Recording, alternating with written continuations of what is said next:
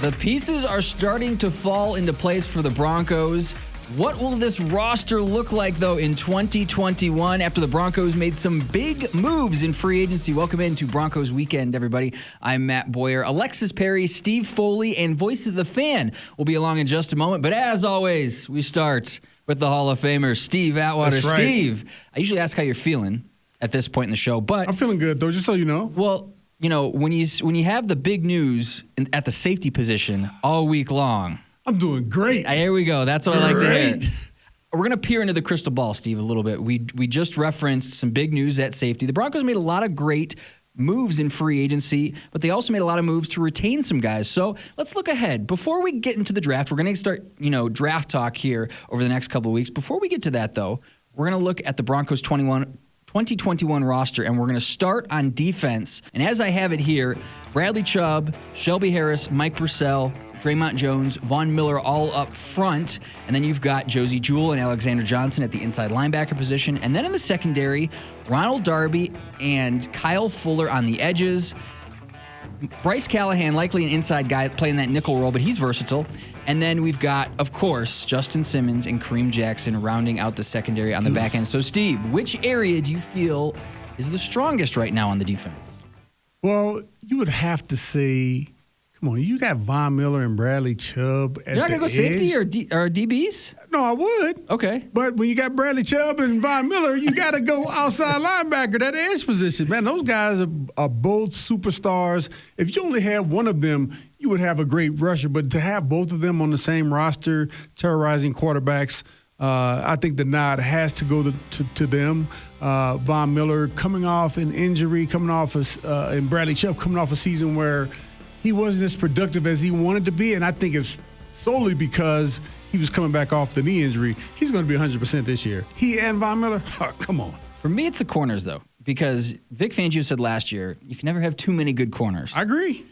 I think Ronald Darby and Kyle Fuller bring a dimension that's going to help the pass rush. If those guys can cover as well as we think they can at this point in the year, giving an extra second to Bradley Chubb and Von Miller, I mean, that's deadly. Boyer.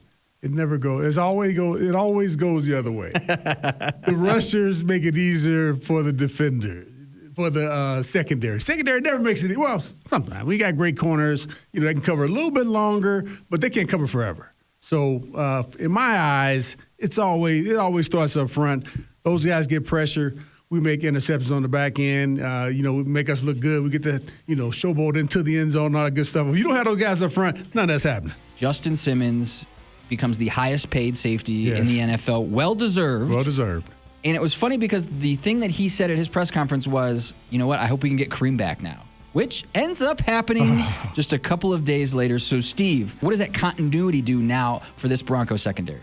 I think it does a great deal because communication is going to be key, and you got to have safeties who know how to communicate well. And having played in the same system, and fortunately, we got at least one of the corners who's played in the system in Kyle Fuller.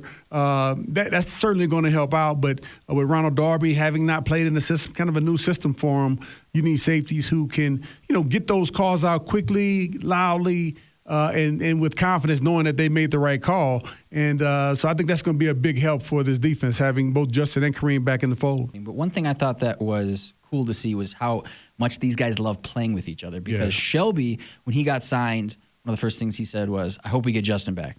It ends up happening. Justin gets signed. He's like, I hope we get Kareem back. You can really tell that these guys love playing with each other. And how much does that help with a defense? You've played on some great defense before, and I know you've loved playing on some of those great defenses. I got chills when you're just talking about that, man, because when you're out there playing, and this is a tough game. Football is a tough game to play, tough sport to play. The practices, just the grind, and then to get into the games with the all your emotions and your adrenaline flowing. It takes a lot, and if you don't love the guys you're out there playing with, it's hard sometimes to go out there and just give it your all, even when you don't feel like it. But when you love your guys, you're going to dig a little bit deeper. You're going to work out a little bit extra harder in the off season. You're going to study for an hour longer, knowing that this is just not for me, man. This is for my teammates who I care about. I can't let them down. They're going to go out and they're going to play for one another, and it's going to be good. Everybody's going to benefit from that.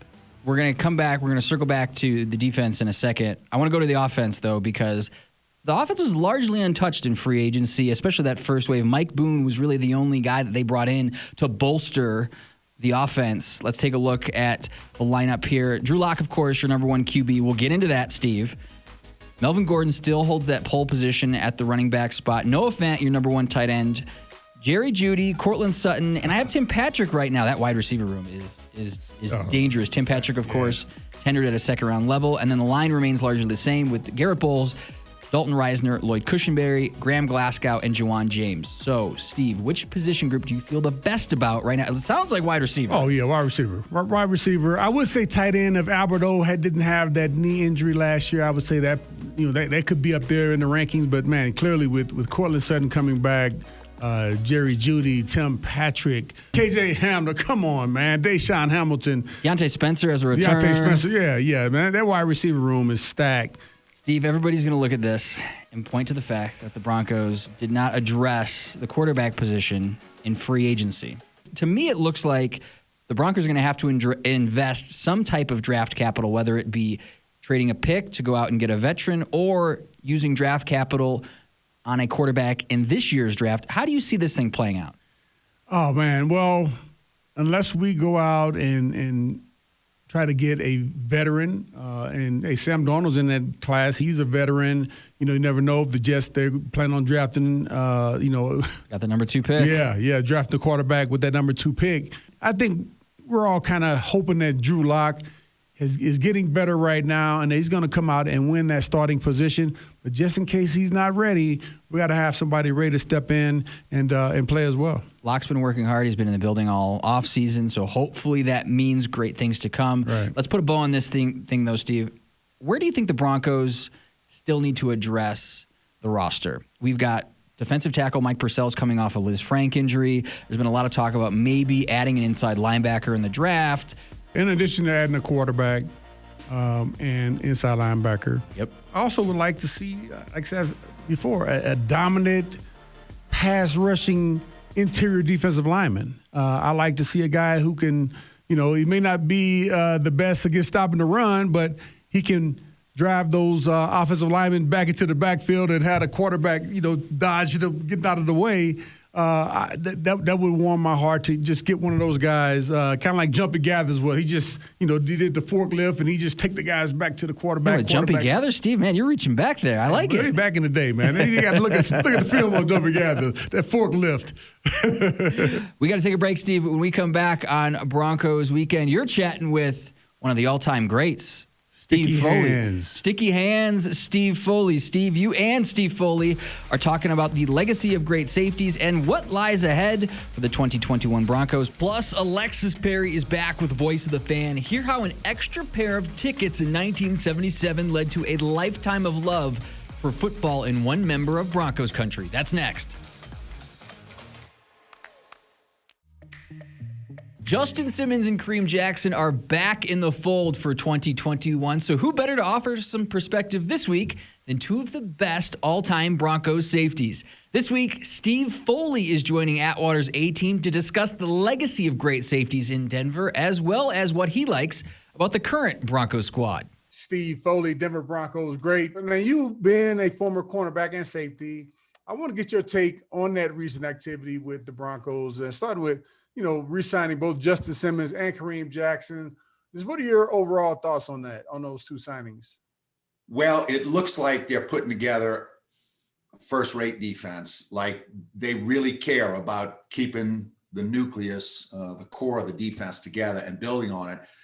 And Justin Simmons just became the highest-paid safety in the league. Yes. I know you were around, you were there.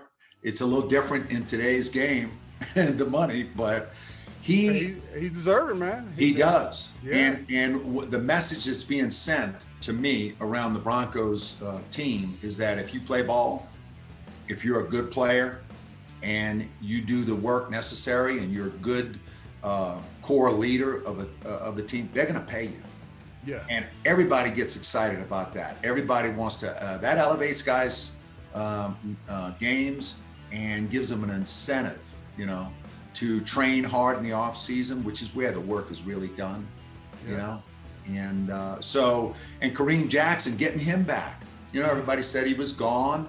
He's a great player too. He's coming into his 10th or 11th year now. Yeah, he's up there a little bit, but he's still very effective. He's still very effective and very productive. So it's great to have a big hitter like him. And Justin he's a leader as well as a playmaker.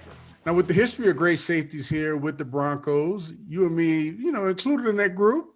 Now, where do you feel that Justin and Kareem fit in there? Well, Kareem hasn't had the tenure with the Broncos, obviously, but he's been a great safety, throughout his career.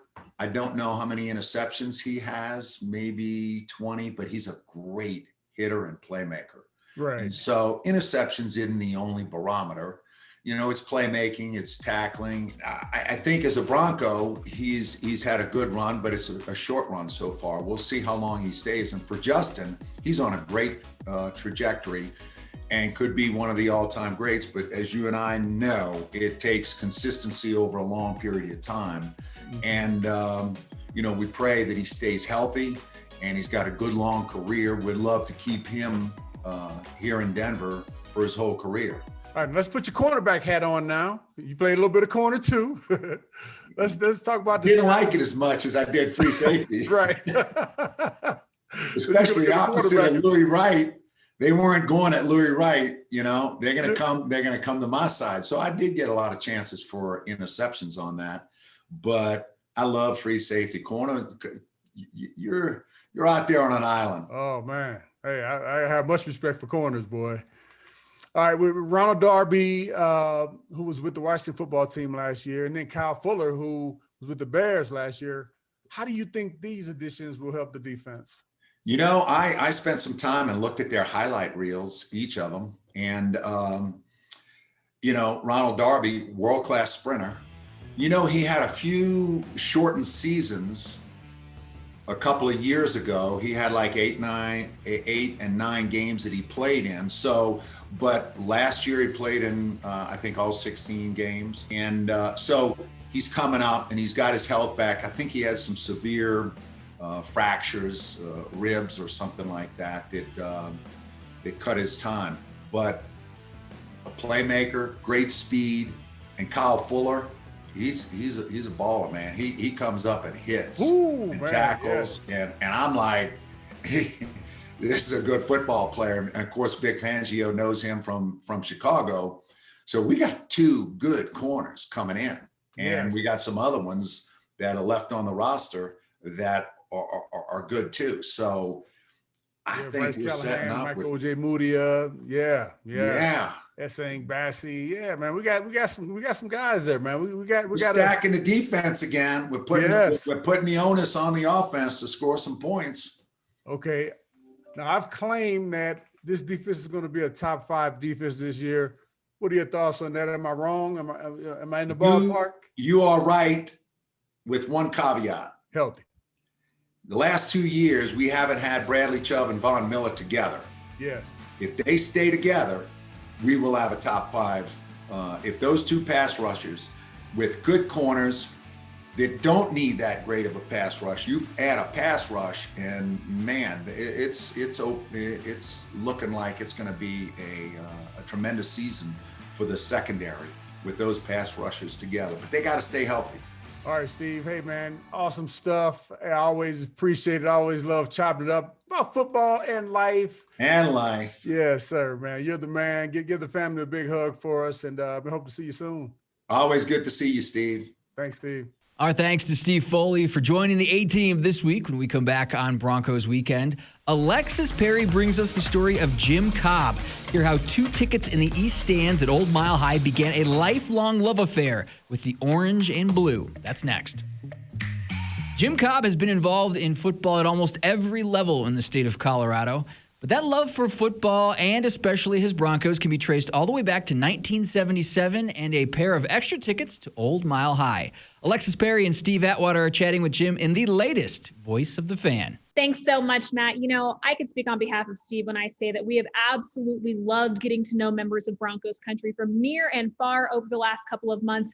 And today we are so happy to be joined by someone from right here in Colorado, Littleton, of course, former Colorado high school football coach and Broncos season ticket holder since 2000, Jim Cobb. Jim, thank you so much for joining us today. What's up, Jim? Thanks for being here, man. Nice, Steve. Thank you.